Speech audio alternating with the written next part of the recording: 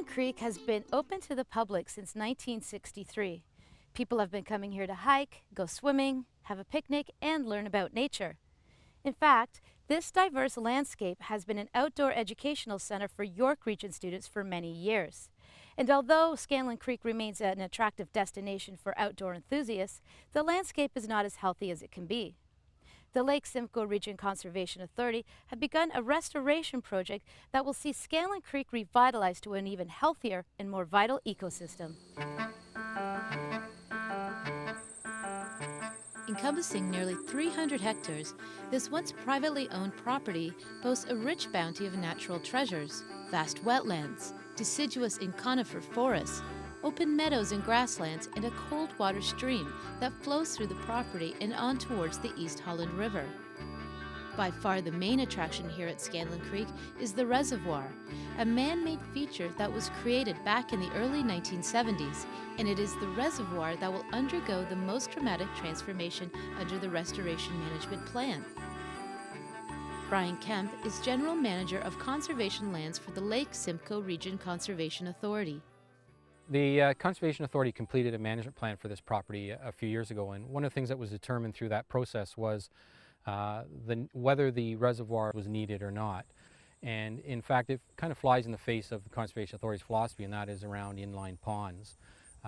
Downstream of where we're standing right now is the dam that holds this water back, which acts as a barrier to fish migration. So we've essentially blocked off fish migration through this watercourse for a number of years.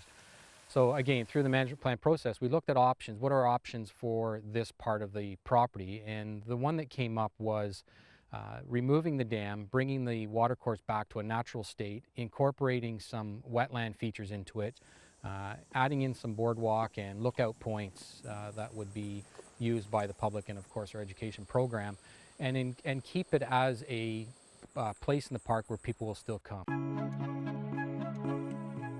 Water quality has long been an issue here at Scanlon Creek. In fact, the reservoir has degraded to the point that you can no longer swim in it.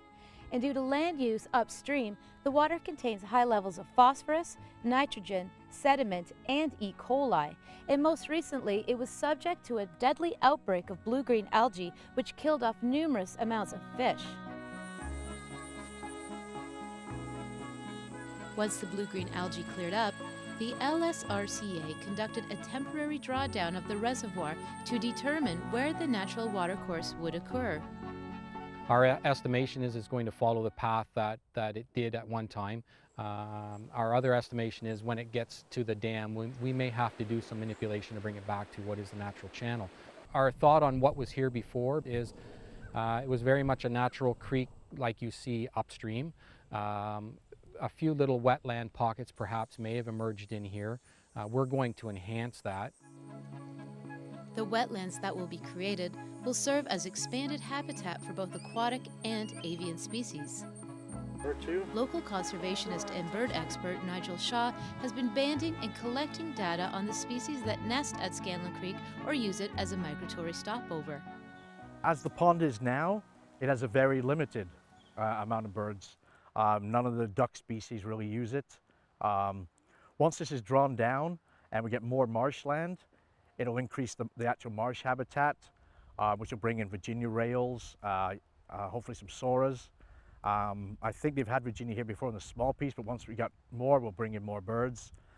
Yellow warblers like that. We may be bringing something like the long-billed marsh wrens, and some of the marsh wrens might show up. And that completes a whole different habitat again that they don't have here right now. One of the goals that we have of creating this natural channel is to demonstrate to people what you can do when you have a site such as Scanlon Reservoir that may have been a mistake made in the past, and how you can bring it back to a natural environment. We really want to showcase on this property how to do things right and how to have balance between what humans desire as far as recreational activities and what the natural environment desires to sustain itself. So it's going to be a real showpiece. People are going to get an understanding of how you can basically reclaim a natural watercourse. The restoration project will also see improvements to the 10-kilometer trail system that runs through the park, as well as the addition of the first all-access trail for people of every physical ability. The restoration plan included the addition of two most welcome features: the Bark Park, a fenced-in leash-free zone where dog owners can safely allow their pets to run free in a wide-open setting in the Discovery Play Garden. It is a wonderful feature for families, for children of all ages. It is a spot that encourages kids to play naturally, to use their surroundings and play.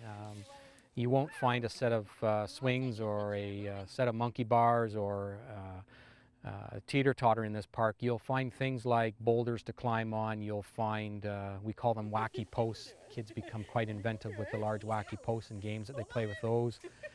You'll find instruments, drums, where the kids can go and make music and play bongos. It's really a fairly new idea, and from everything we're seeing, it's hugely successful. The restoration project is estimated to cost $1.3 million over the next 5 years. And that price tag is dependent upon how much work Mother Nature can do restoring this place naturally and how much work needs to be done by man. Either way, the Lake Simcoe Region Conservation Authority is asking the public for donations to help fund the project. If you're interested in learning more about the Scanlon Creek Restoration Project and the work of the LSRCA, you can visit our website for details at rogerstv.com/A Greener York.